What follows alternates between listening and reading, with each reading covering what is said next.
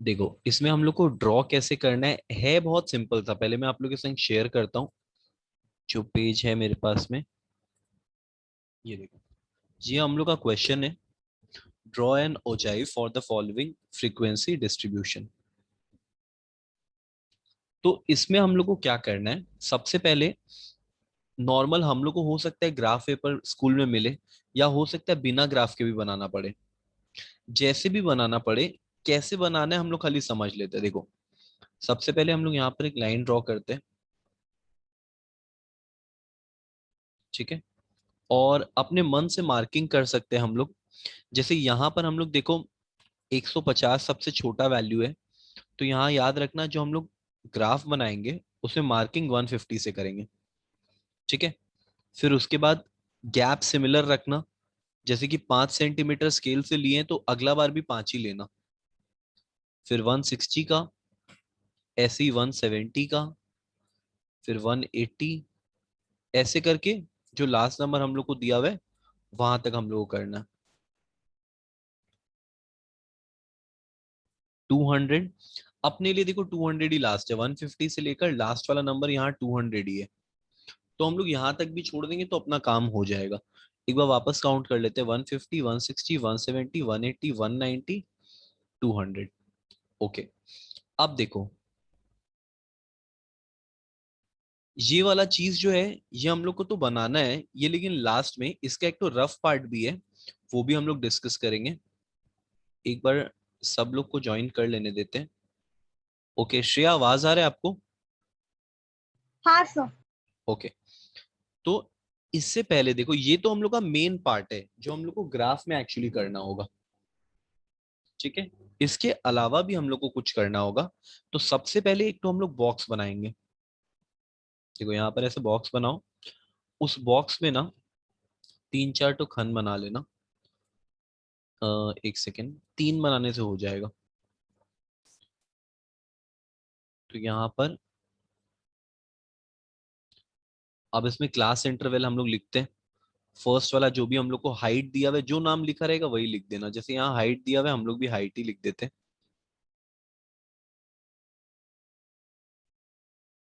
तो यहाँ पर हाइट लिख के जो भी इन सेंटीमीटर लिखा हुआ है वैसे ही लिखना। उसके बाद नेक्स्ट वाला कॉलम नंबर ऑफ स्टूडेंट का, इसको हम लोग फ्रीक्वेंसी बोलते हैं। आप लोग नंबर ऑफ स्टूडेंट भी लिखना और फ्रीक्वेंसी भी लिख लेना। फिर ऐसे ही यहाँ पर पूरा बनाओ 150 टू 160 ऐसे करके। लास्ट वाला मेरा हो जाएगा 190 टू 200। उसके बाद फ्रीक्वेंसी लिखते हैं सारा 8, नेक्स्ट दिया हुआ है 3, फिर दिया हुआ है 4, फिर दिया हुआ है 10, और लास्ट वाला हम लोग का दिया हुआ है 2। ओके, ये सारा फ्रीक्वेंसी आप लोग लिख लो। नाउ अब हम लोग का मेन वाला जो बात है वो है क्यूमुलेटिव फ्रीक्वेंसी का। तो ये वाला जो हम लोग का बॉक्स है ना, लास्ट वाला, इसमें हम लोग को क्यूमुलेटिव फ्रीक्वेंसी का वैल्यू लिखना है, ठीक है। तो यहाँ पर ऊपर में पहले हेडिंग दो क्यूमुलेटिव फ्रीक्वेंसी, सी एफ। देखो क्यूमुलेटिव फ्रीक्वेंसी कैसे हम लोग निकालते हैं, जैसे फर्स्ट वाला वैल्यू यहाँ पर दिया हुआ है 8, ठीक है। तो हम लोग भी क्या करेंगे, फर्स्ट वाला वैल्यू को 80 लिखेंगे। उसके बाद आते हैं सेकंड वाला वैल्यू में। तो सेकंड वाला जो हम लोग को यहाँ पर वैल्यू दिया हुआ है वो दिया हुआ है 3। तो हम लोग यहाँ लिखेंगे 8, और सेकंड वाला का मतलब होता है कि सेकंड वाला तक का हम लोग को टोटल करना है। जैसे सेकंड वाला में 3 है तो उसके ऊपर 8 है, तो इन दोनों को ऐड करके लिखेंगे। फिर उसके बाद हम लोग थर्ड वाला में आए, इसका मतलब थर्ड तक का टोटल करके लिखना है, तो ये हो जाएगा 15। फिर उसके बाद नेक्स्ट वाले में फोर्थ तक का टोटल करना है तो वो हो जाएगा 25। फिर फिफ्थ तक का टोटल करेंगे तो हो जाएगा 27।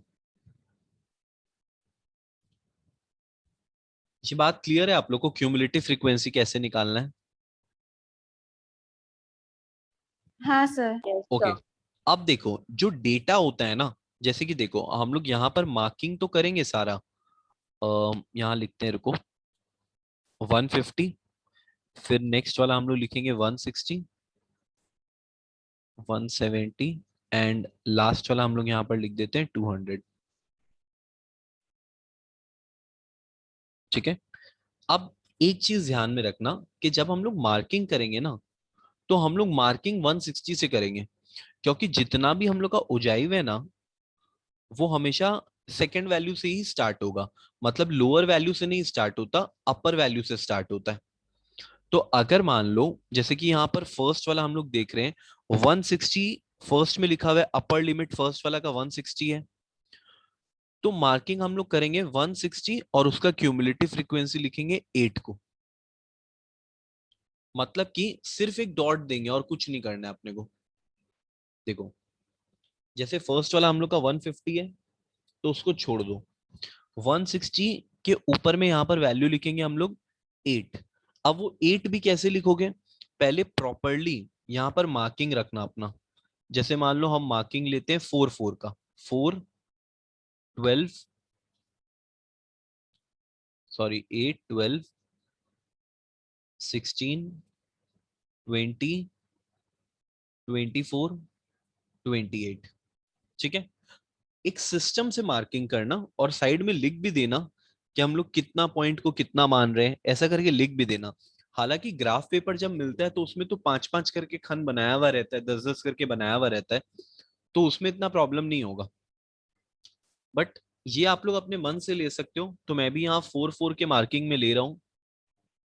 तो फर्स्ट वाला जैसे मैं लिख देता हूँ, एक सेकेंड, 4 8 12 16 20 24 28। ठीक है।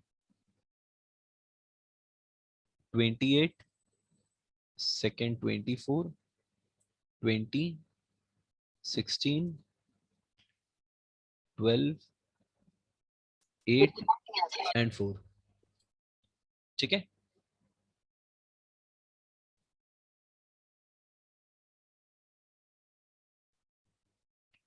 अब देखो यहां पर हम लोग सबसे पहले मार्किंग करेंगे। तो 160 पे मार्किंग होगा कितना का, 8 का, तो ये वाला मार्किंग आएगा हम लोग का यहाँ पर। उसके बाद 170 आया, तो 170 पे करना है 11 का, मतलब 12 से थोड़ा सा नीचे। ओके। उसके बाद आते हैं 180 पे।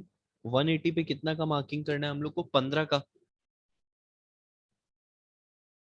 आप लोग तो यहाँ पर लिखे हो ना सारा इंटरवल, आप लोग को समझ में आ रहा है ना बात। जैसे हम लोग का यहाँ पर अपर लिमिट 170 था, और फिर यहाँ पर 180 था, तो 180 के सामने हम लोग का आ रहा है 15। फिर उसके बाद 190 आ रहा है, तो 190 के सामने हम लोग का आएगा 25। अब देखो यहाँ पर नेक्स्ट वाला मैं भी मार्किंग कर देता हूँ, 180 पे है 15 का, तो 12 और 16 से थोड़ा सा नीचे। उसके बाद आ रहा है नेक्स्ट 190 जिसमें 25 आ रहा है, तो ये वाला मेरा आ जाएगा 4 8 12 16 20 24 से थोड़ा सा ऊपर। उसके बाद लास्ट वाला वैल्यू मेरा शो कर रहा है 27 को। अब देखो हम लोग को कुछ नहीं करना है। हम लोग को ना, देखो ऐसा मानना है कि 150 पे ये जीरो ही होगा, क्योंकि हम लोग लोअर लिमिट तो जानते नहीं है ना कितना है। तो हम लोग इसको ऐसा ही मान के चलेंगे, और ये वाला सारा जो पॉइंट्स है ना, इसको यहाँ पर ऐसे करके मिला देंगे।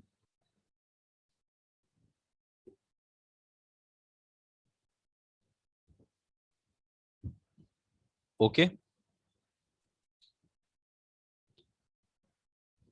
आप लोग थोड़ा अच्छा से मिलाना पेंसिल से।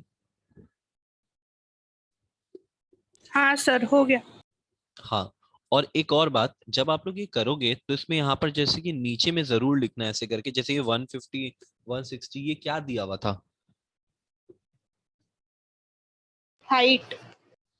हाँ, तो वहां पर जो भी होगा वो आप लोग लिख देना। ठीक है। मतलब जिस तरफ आप लोग जो चीज यूज कर रहे हो ना, उसको लिख देना कि हाइट इन सेंटीमीटर, और एक तरफ नंबर ऑफ स्टूडेंट्स।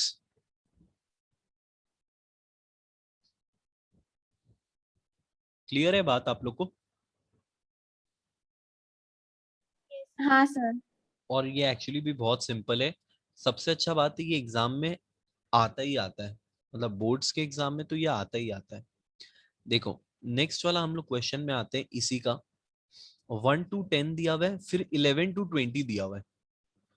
तो यहाँ पर है ना एक छोटा सा दिक्कत ये है कि एक गैप है ना वो दूसरे गैप से मैच ही नहीं हो रहा है। देखो यहाँ पर 10 पे एंड हो रहा है और 11 पे स्टार्ट हो रहा है।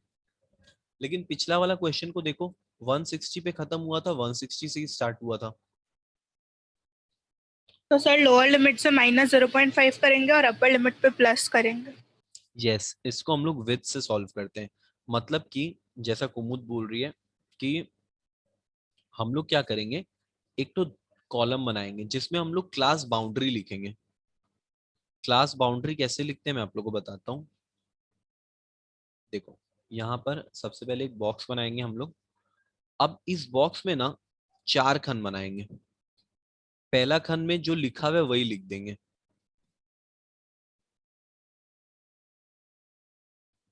मतलब 1 to 10, 11 to 20 ऐसे ही लिख देंगे।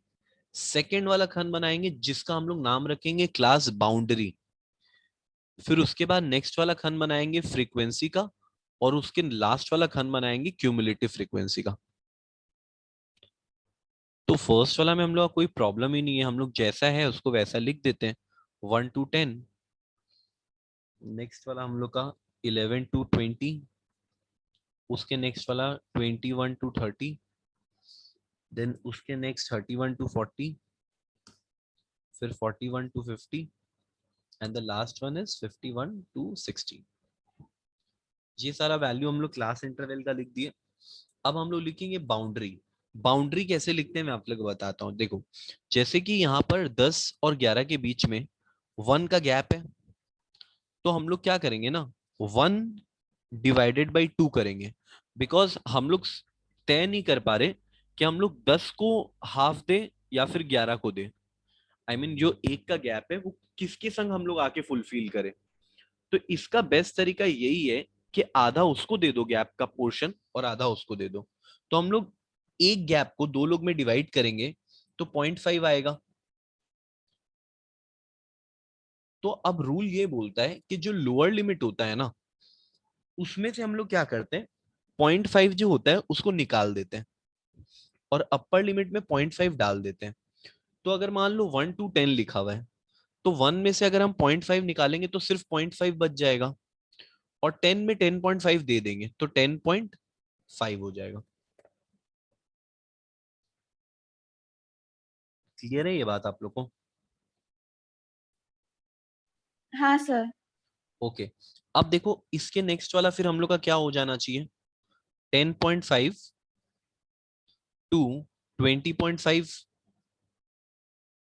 फिर उसके नेक्स्ट वाला हम लोग का हो जाना चाहिए 20.5 टू 30.5। देन अगेन ऐसे ही चलता रहेगा, 40.5।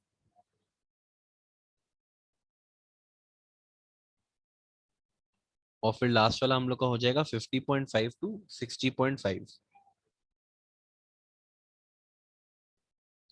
ठीक है।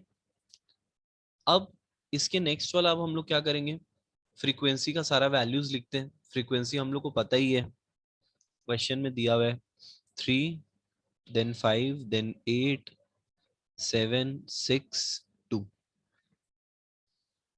ओके। अब क्यूमुलेटिव फ्रीक्वेंसी, बानी बताओ क्यूमुलेटिव फ्रीक्वेंसी कितना कितना होगा इसका।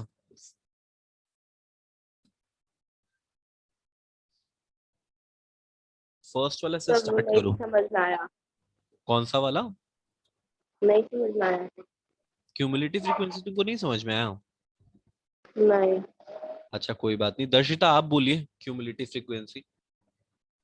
एक्चुअली बानी को समझाओ कि क्यूमुलेटिव फ्रीक्वेंसी कैसे आएगा। पहले 3 दिया हुआ है तो हम लोग 3 लिख देंगे। उसके बाद नेक्स्ट में हम लोग 5 प्लस 3 करेंगे तो 8 होगा। फिर हम लोग नेक्स्ट में दोनों का मिला दोनों 3 5 8 प्लस करके लिखेंगे 16, और उसके बाद 16 प्लस 7 करेंगे 23, फिर 23 प्लस 6 करेंगे 29, और फिर 31। बानी समझ आया? सर हमको तो कुछ सुनाई नहीं दिया। हाँ आवाज थोड़ा लो था, बट ठीक है चलो। दर्शिता क्या बोली मैं आपको बताता हूँ। देखो फर्स्ट वाला जो आपका वैल्यू दिया हुआ है ना फ्रीक्वेंसी का, वो कितना दिया हुआ है 3, तो हाँ क्यूमुलेटिव फ्रीक्वेंसी लिखेंगे 3। ओके। सेकेंड वाला में क्या करना है, सेकेंड वाला में हम लोग को सेकेंड नंबर तक टोटल करना है, मतलब कि यहां तक, मतलब टोटल हम लोग को जो है टोटल है वो 2 तक का करना है। तो अगर मान लो हम 3 और 5 का टोटल करेंगे तो कितना आएगा 8। Yes sir. अब 3 नंबर में 3 तक का टोटल करना है, 3 5 8 कितना हो जाएगा। 16 फिर उसके नेक्स्ट वाला बोलो। 24 23, फिर 29 एंड देन 31। 32 समझ आया हम बानी इसमें क्या करना है यस हम लोग को। यस। ओके। अब देखो हम लोग को सारा वैल्यूज तो पता चल गया। अब हम लोग अपना ड्रॉ करते हैं।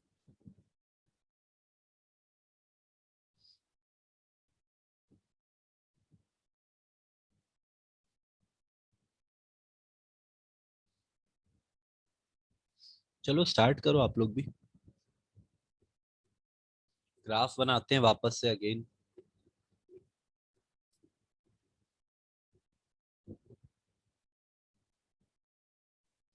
मार्किंग आप लोग अपने हिसाब से करना। फ्रीक्वेंसी लास्ट 31 है, तो यहाँ 4 4 का गैप लेंगे तो अच्छा रहेगा, बिकॉज 32 आएगा टेबल में।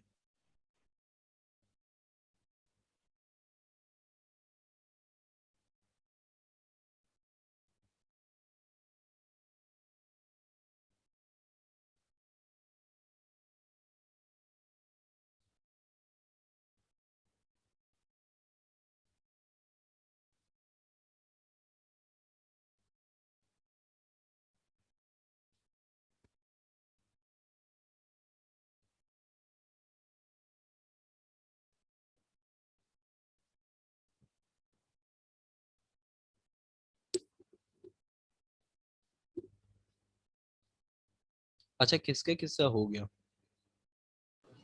सर हो गया। बन गया। हाँ nice sir. Nice nice. Harshita हो गया आपका।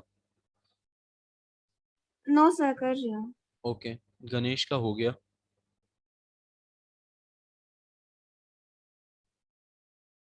ठीक है। श्रेया हुआ। सर हो रहा है। अच्छा ओके।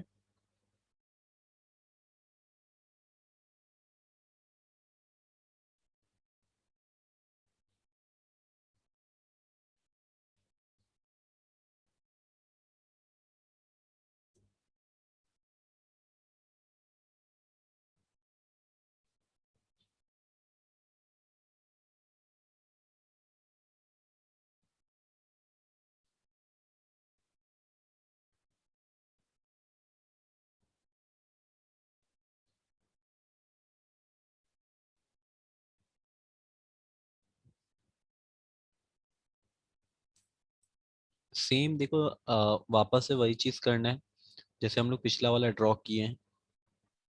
हो गया सर। हो गया। ओके। हाँ सर। तो फिर आप लोग ऐसा बनाओगे, ऐसा मार्किंग करके लास्ट में ऐसा जो भी मतलब जो भी शेप आएगा। हो गया। हाँ इसको हमेशा फ्री हैंड से ही करना, मतलब स्केल से करने का कोई जरूरत नहीं है। नॉर्मली हाथ से ही करना। टेढ़ा मेढ़ा भी बनेगा तो भी कोई बात नहीं है, ये ऐसे ही बनता है हम हर एक का।